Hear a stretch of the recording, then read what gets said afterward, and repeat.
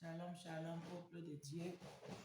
Que le Seigneur vous bénisse et que sa grâce repose sur vous.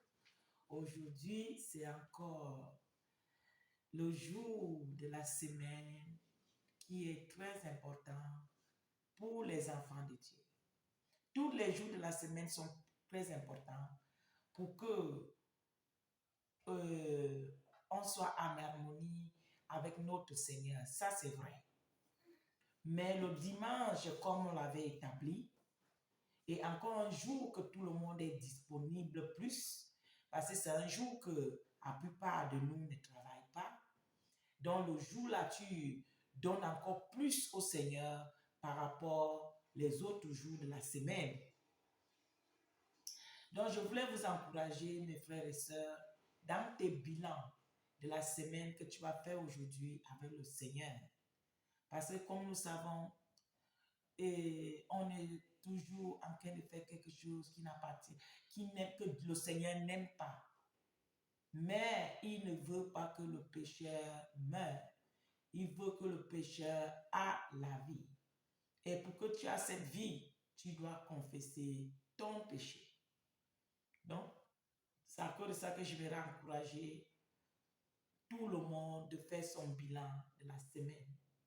Pour voir là où tu as mieux fait et là où tu as raté, que tu demandes maintenant pardon à Dieu. Afin qu'il puisse te recharger encore pour la nouvelle semaine qui veut arriver.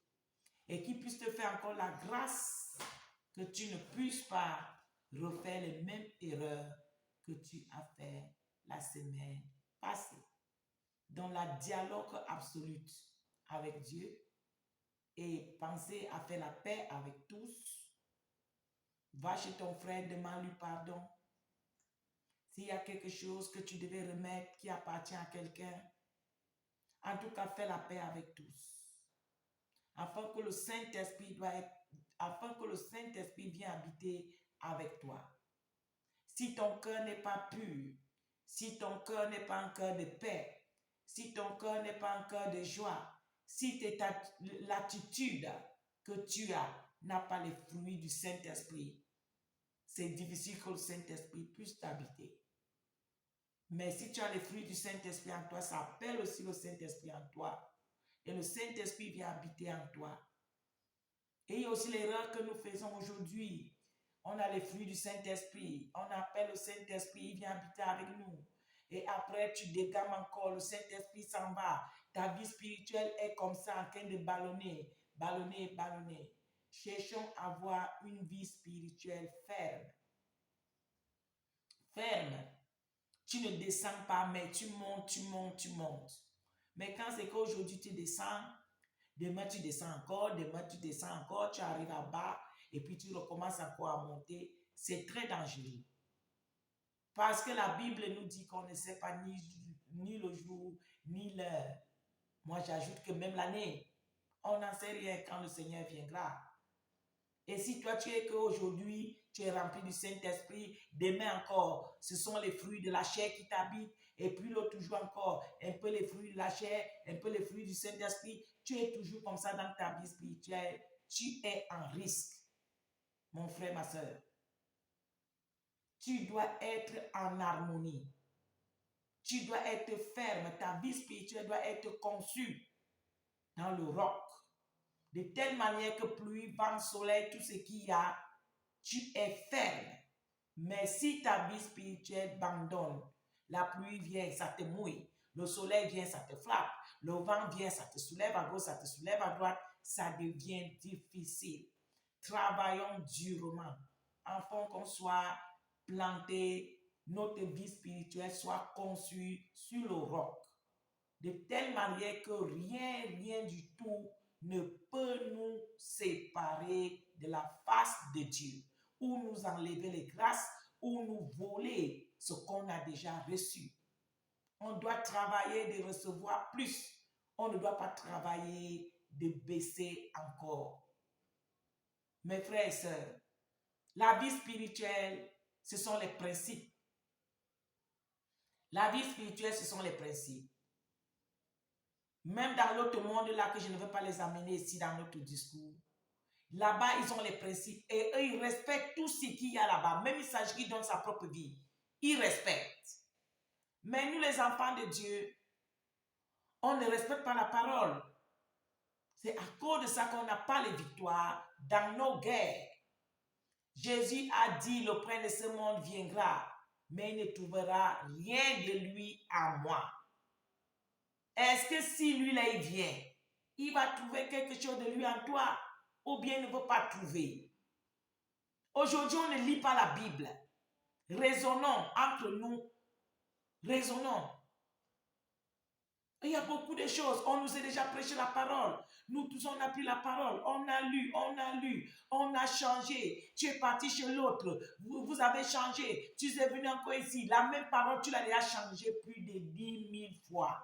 Mais où est donc la décision que tu as prise pour pratiquer tous les conseils qu'on t'a donnés par rapport à cette parole? Même ce que toi-même tu as compris. Est-ce que tu as pris la décision de mettre cela en pratique? Question posée. Point d'interrogation. On est toujours en train de chercher, même ce qu'on a déjà reçu. Tu continues à chercher.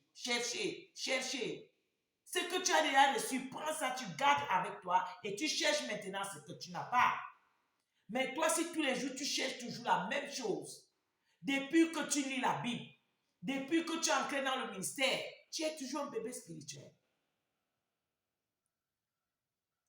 Tu es toujours un bébé spirituel. Tu n'as pas grandi. Même un petit peu comme ça, tu n'as pas grandi. Parce que quoi, il y a un problème. Tu lis la parole, tu la comprends, tu as l'émotion. Mais après ça, tu ne mets rien en pratique. Prie cette dimanche pour que le Seigneur t'accorde grâce, que la parole que tu vas recevoir aujourd'hui ne soit pas dévorée par les dévorateurs. Que cette parole finalement demeure à toi et que ça transforme ta vie. Les hommes de Dieu, les femmes de Dieu, les messages, tout là.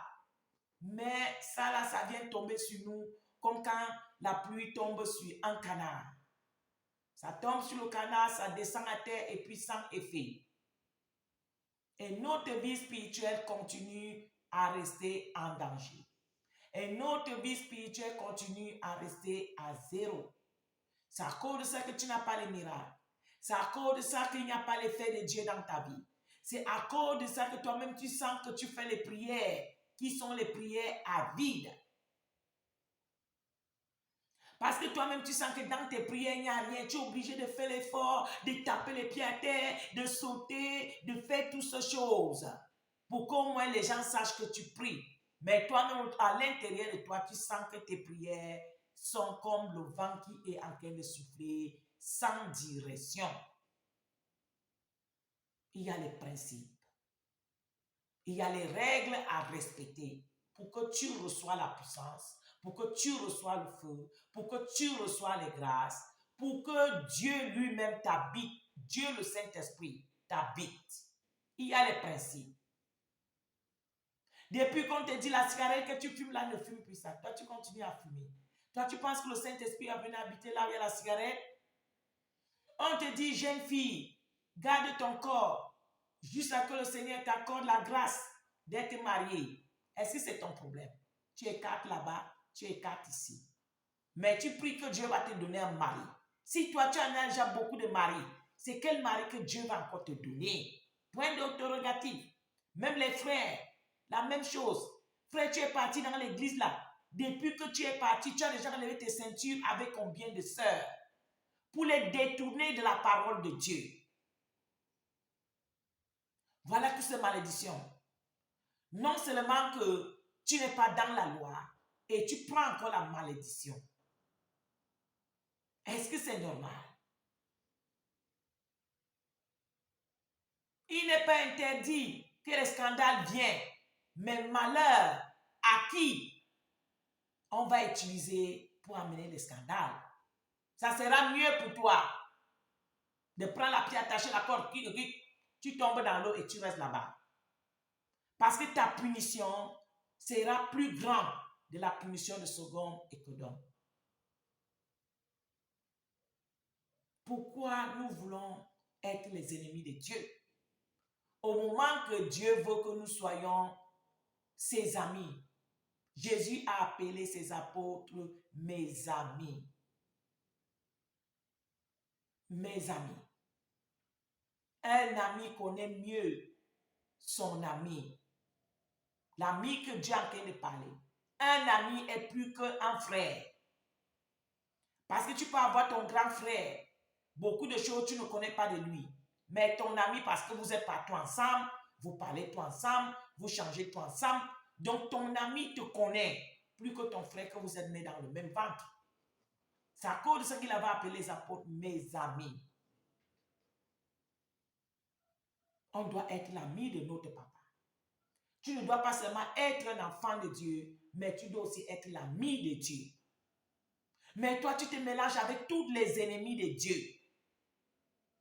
Tout ce que Dieu n'aime pas là, c'est ça que toi tu fais. Les gens de personnes que Dieu te dit de t'éloigner avec les gens qui ont le gonokosi, c'est ces gens-là que toi tu fréquentes. Et c'est leur attitude que tu aimes. Je prends l'exemple, une sœur qui est chrétienne, elle sait qu'une sœur ne peut pas aller chez les marabouts. Tu ne peux rien demander chez les marabouts. Mais soit une copine qui n'a pas encore donné sa vie à Jésus, tu te mélanges avec elle. Elle te dit, ah, moi je sais que tu es chrétien, tu ne pars pas chez les marabouts, mais s'il te plaît, ma copine, va m'accompagner. Et toi aussi, tu portes tes pieds, tu pars. Est-ce que tu trouves que c'est normal? Déjà, ce que tu peux recevoir là-bas, ta copine là qui dit que soit copine qui t'amène, c'est là-bas qu'on va aller te vider. Parce qu'elle a parlé avec son marabout avant qu'elle t'amène. Quand toi, tu vas aller entrer là-bas, on prend son étoile, on prend ton étoile, on la donne. Et toi, tu sors là-bas, vite. Ah, c'est ma copine qui était chez le marabout, ce n'est pas moi. Vous voyez, le monde des ténèbres est plus intelligent. Toi qui dis que tu es dans la lumière. Pourquoi elle ne partait pas chez son marabout seul? Qu'est-ce que tu as eu voir avec le monde des ténèbres pour aller l'accompagner? Pour porter tes pieds, pour partir? Que si tu ne bois pas le vin, quelqu'un te dit, ah, moi je veux boire mon whisky, viens t'asseoir à côté, tu regardes comment je bois le whisky et tu m'applaudis. Est-ce que c'est normal? Il n'a qu'à boire son whisky seul et s'applaudit. Toi, tu ne bois pas le whisky. Pour les petites choses que vous vous trompez, ou c'est que vous vous trompez, ou c'est que vous faites semblant, c'est vous-même qui connaissez. Te voilà maintenant, tu portes tes pieds, tu peux accompagner quelqu'un chez le marabout, mais toi, tu ne fais pas. Même tu ne fais pas. Le fait que tu es déjà entré là-bas, Satan a le droit de toucher ton étoile. Voilà toutes les choses qu'on doit connaître. Si tu veux vraiment être protégé, et si tu veux que la grâce, le Saint-Esprit te protège et que le Saint-Esprit reste avec toi, il y a les principes, il y a les normes à respecter, il y a les lois à respecter. Et nous, on ne respecte pas. On veut vivre normalement comme les enfants du monde. Mais on veut la grâce de Dieu dans notre vie. Et c'est ça, alors que depuis là, tu tournes, il n'y a rien qui change. Parce que tant que tu ne respectes pas, rien ne peut se réaliser dans ta vie. Parce que la parole de Dieu dit, si tu obéis à mes commandements, voici les bénédictions qui te suivraient. Et si tu n'obéis pas, voici la malédiction qui doit te suivre. Tu as déjà vu ça combien de temps? Mais tu continues à faire la même chose. Tu continues à attendre aussi la grâce. Tu continues à attendre les bénédictions. Le Seigneur te dit, n'aie pas été malhonnête. Il y a des autres avant de venir, de voyager pour aller dans un pays étranger. Ils ont volé les gens. Ils ont détourné l'argent des personnes. Quand ils arrivent dans ce pays étranger-là, la malédiction qu'ils ont quitté avec, ça les poursuit maintenant là où ils sont partis dans ce pays-là. Et quand ils arrivent là-bas, ils n'ont pas le document Tout le monde a eu les documents, mais toi là, non. On te rapatrie. Non seulement ça, là, la souffrance que tu as eue là même. Il te manquait seulement la mort. C'est comme ça qu'on va encore te porter et te rapatrier. Tu vas aller retourner. Après, tu arrives là-bas, tu commences à faire l'effort de refaire encore les passeports pour revenir. Mais ça ne te vient pas en idée pour penser que, ce que je suis en train de faire avec là, est-ce que c'est quelqu'un qui me veut du mal ou bien c'est que moi-même j'en sais quelque chose qu'il faut que j'arrange? Non, hein, ça ne nous vient jamais en idée de penser que nos malheurs peuvent être la source de nos actions. Ça ne nous arrive jamais de penser. On parle toujours que c'est le marabout, on parle toujours que c'est ma cousine, on parle toujours que c'est les sorciers de ma famille. Si les sorciers de ta famille n'ont rien en toi, ils ne peuvent rien te faire. Tu vas aller là-bas, tu vas les saluer, ils vont te donner la nourriture, tu vas prier, tu vas manger propre jusqu'à lécher même les mains. Rien ne te fait. Rien du tout. Si tu es un véritable enfant de Dieu rempli du Saint-Esprit, rien ne te fait. Parce que Dieu te protège et le Saint-Esprit habite à toi. Tout cela, à la plupart du temps, ça nous arrive parce que nous-mêmes, on n'est pas en règle avec Dieu. Te voilà en Europe en train de ballonner partout, partout. Depuis que tu es arrivé, plus de 20 ans, plus de 30 ans, tu es là. Tu as même peur de rentrer en Afrique. Tu préfères que tu meurs ici, les blancs t'écrasent, on te met dans les petits boîtes, on fait de toi tout ce qu'on veut. Tu préfères. En tout cas, tu ne peux plus rentrer en Afrique. Pourquoi? Tu as volé de l'argent pour faire les papiers, pour venir. Vous voyez? Voilà la malédiction dans ta vie. Toute ta vie est capote. Mais tu ne penses pas aller arranger. Dès que tu entends qu'il y a un pasteur à Londres, il fait les miracles, tu cours. Tu entends qu'il y a un pasteur qui est aux États-Unis, tu cours. Tu entends qu'il y a un pasteur qui est en Italie, tu cours. Tu entends qu'il y a l'autre là en ligne, tu cours. Tu entends, tu es en train de perdre un temps pour rien. C'est la malédiction là. Là-bas derrière là. Il faut aller arranger. Va arranger. Et tu vas voir que tu n'en as même plus besoin de grandes choses. Ta vie va s'arranger. Tu as fait beaucoup du mal aux gens. Va demander pardon. Va arranger, va être en harmonie. Et tu verras la grâce de Dieu sur toi.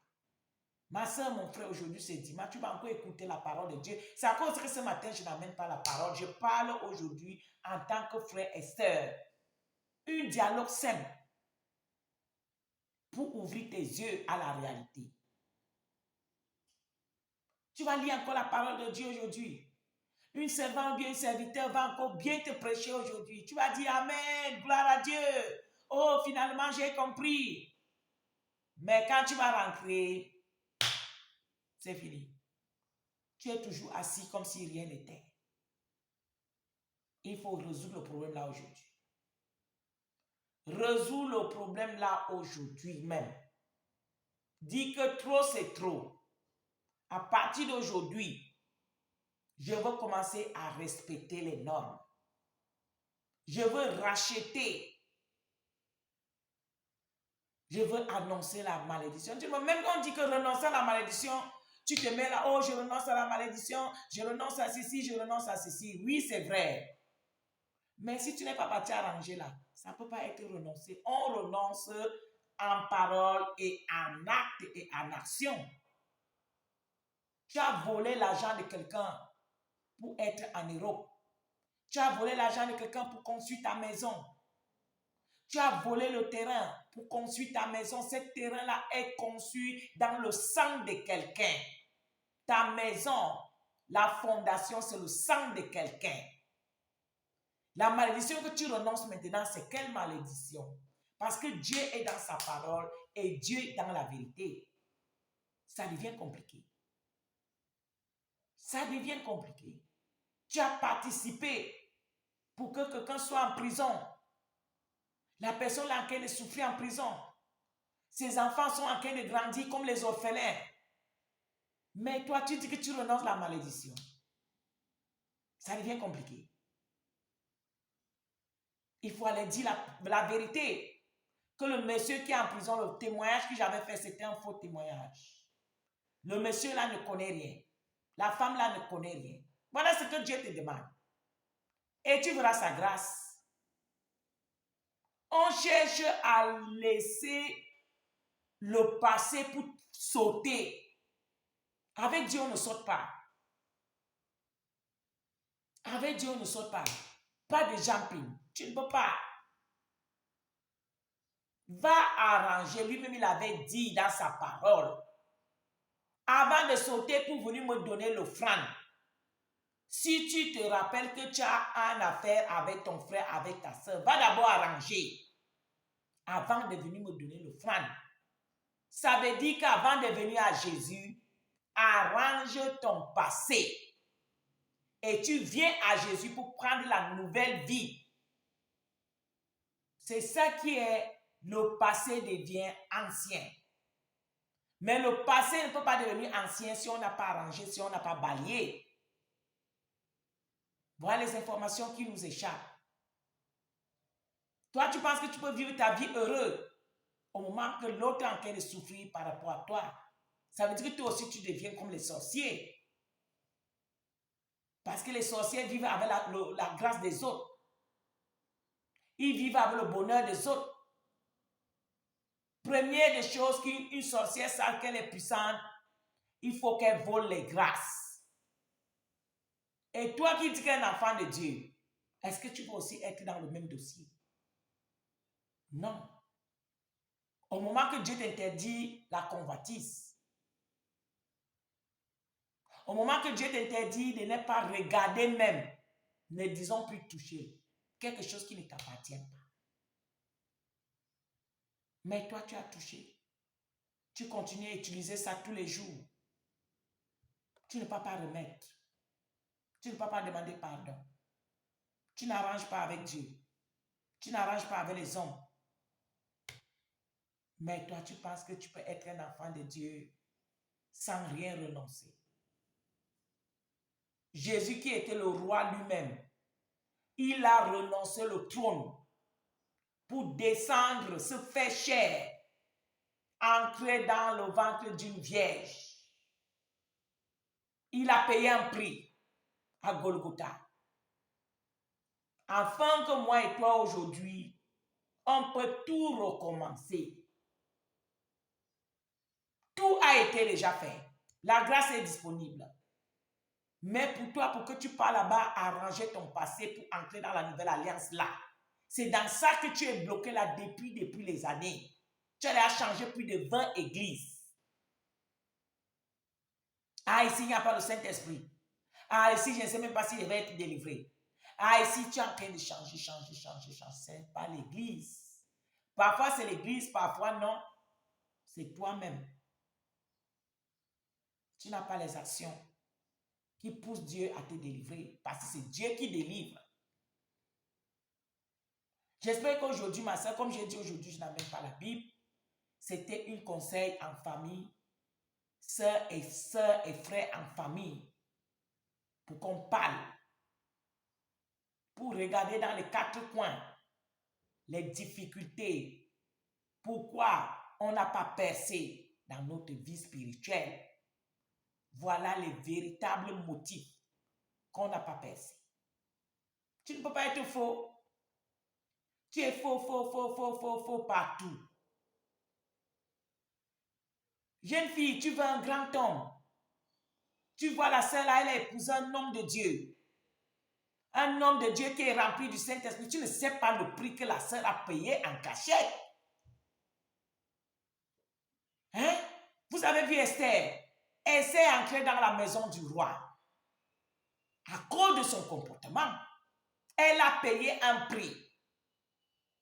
Malgré comment elle était orpheline, elle se contentait de ce que son oncle lui donnait. Elle n'a pas fait comme les jeunes filles à son âge. Aller chercher les hommes ici, l'homme qui t'achète la montre, l'homme qui t'achète les chaînes, l'homme qui te fait décaper, l'homme qui te fait ceci. Elle n'a pas fait ce vide. Elle est restée fidèle et attendre la volonté de Dieu dans sa vie.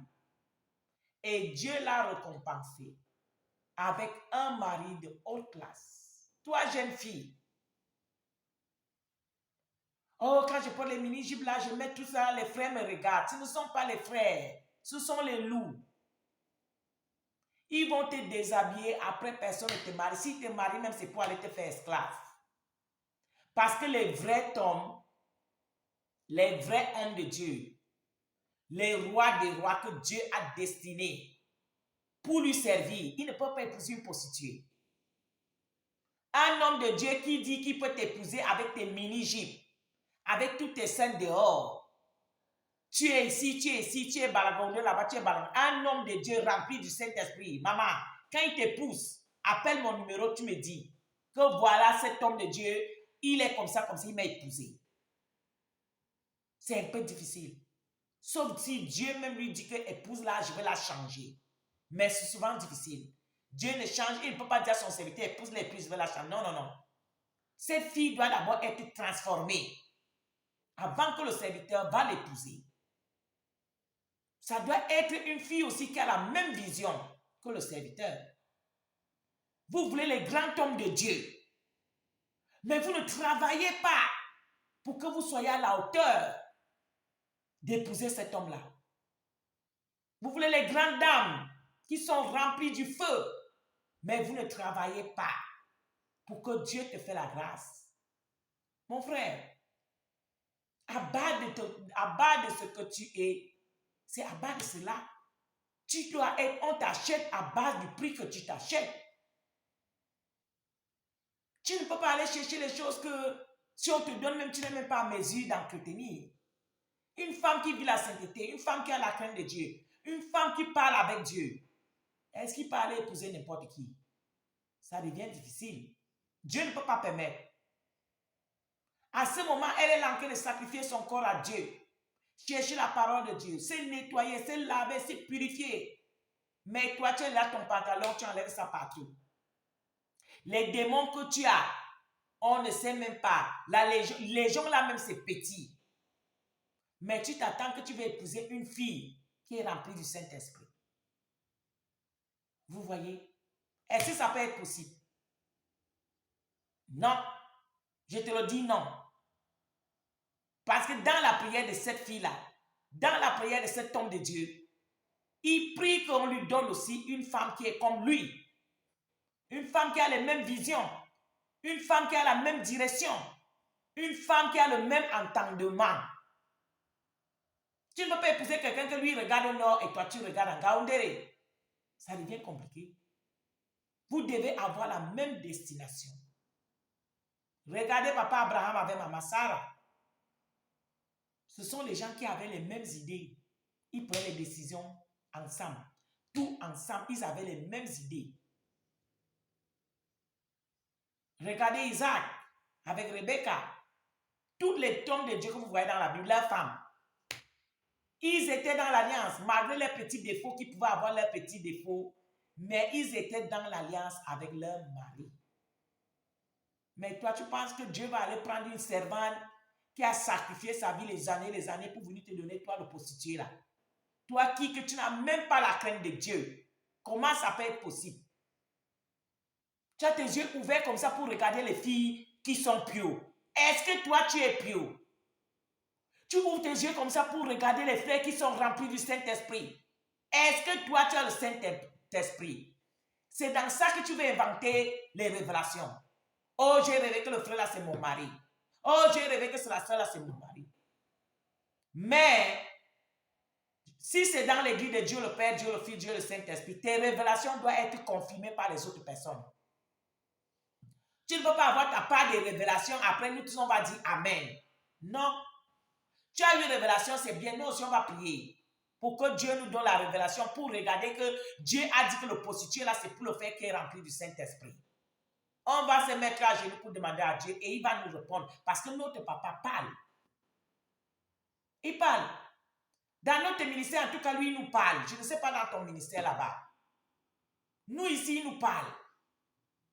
Donc, ce qui fait que nos mamans ici, nos papas ici, eux, ils connaissent. Donc, ils ne peuvent même pas amener ce genre de choses. Dans les églises, partout là-bas, Et tu commences à faire même la sorcellerie dans l'église. Le frère là maintenant a déjà une antenne de contrôle. Ah, il a salué qui? Il a salué tel frère. Il a salué telle soeur. Non, Dieu m'a dit que c'est mon mari. Tu te permets maintenant à contrôler le frère n'importe où. Tu te permets maintenant à contrôler la soeur. C'est comme ça que tu commences à causer des problèmes à tous les frères, à tous les frères. Dieu m'a dit que c'est ma femme. Il t'a dit à toi, il a dit à qui d'autre? Il faut que ça soit confirmé par le serviteur de l'église lui-même. Par le leader de l'église lui-même. Parce que quand Dieu va parler, il commence par son leader. Mais si Dieu n'a pas parlé à son leader, il n'a pas parlé à n'importe qui est à l'église. Il y a les prophétesses à l'église. Et les prophètes, on n'a pas parlé à tous ces prophètes, à toi seul. Et tu veux que cela soit respecté. Non, non, non, non. Dans notre ministère, ça ne peut pas. Mais là-bas, chez vous, peut-être si. Vous voyez, tu ne vis pas la parole de Dieu. Tu ne respectes rien. Tu fais ta vie comme les mondains. Mais tu portes les longs habits, tu attaches le foulard, tu viens rester là. Tu dis que tu es une sœur. Après, tu prétends épouser les frères qui sont vraiment les frères. Les frères qui sont vraiment, qui se sacrifient comme ça pour Dieu. C'est la sorcellerie. Arrêtons toutes ces choses. Pratiquons la parole de Dieu. Si nous, on veut manger les bonnes viandes, si nous voulons que le Seigneur regresse la table devant nous, pour que nous mangions sur les tables de roi, il faut qu'on ait les attitudes. Il faut qu'on ait les manières. Il faut qu'on ait les qualités. Et qu'on ait les valeurs. C'est là où tu peux manger dans la table des rois. Ne prétends rien au moment que tu es zéro. Ça ne peut pas être possible. Dieu considère ses enfants. Et Dieu voit le sacrifice de ses enfants. Il ne peut pas permettre que toi, Isabelle, là, tu ne respectes rien. Tu vas venir épouser un grand homme de Dieu pour aller maintenant faire ces choses-là dans le ministère et pour faire tomber le ministère de Dieu. Est-ce que Dieu peut accepter ça? Il faut donc oublier. Tes fausses révélations que Satan t'a données là, il faut oublier. Dieu ne veut pas permettre. C'est avec ça que je vous salue. Pratique la parole. Transforme-toi. Cherche la délivrance. Et les bonnes choses que Dieu a réservées pour ses enfants te seront aussi accordées. Shalom, shalom, mes papas, mes mamans. Ne prétendons pas ce que tu n'es pas. Ne prétends pas avoir ce que tu ne mérites pas. Au nom de Jésus-Christ, que le Seigneur vous bénisse aujourd'hui. Fais bilan. Recommence tout à zéro. La grâce est disponible. Recommence tout. Et tu mangeras aussi sur la table des rois. Et tu vas aussi avoir les bonnes choses. Tu as péché, tu as fait tout ce que tu as fait dans le passé. Tu peux tout recommencer. Comme nos frères, comme nos sœurs. Nous tous, y compris comme moi, j'ai tout recommencé. Tu peux te recommencer aussi. Mais ne reste pas dans ton assiette et tu penses que tu vas avoir les choses que toi, tu ne mérites pas. C'est ça le problème. Réfléchis à ce conseil qu'on a eu aujourd'hui, cette assise qu'on a eu aujourd'hui en famille. Sois béni ma soeur, sois béni mon frère. Shalom, shalom.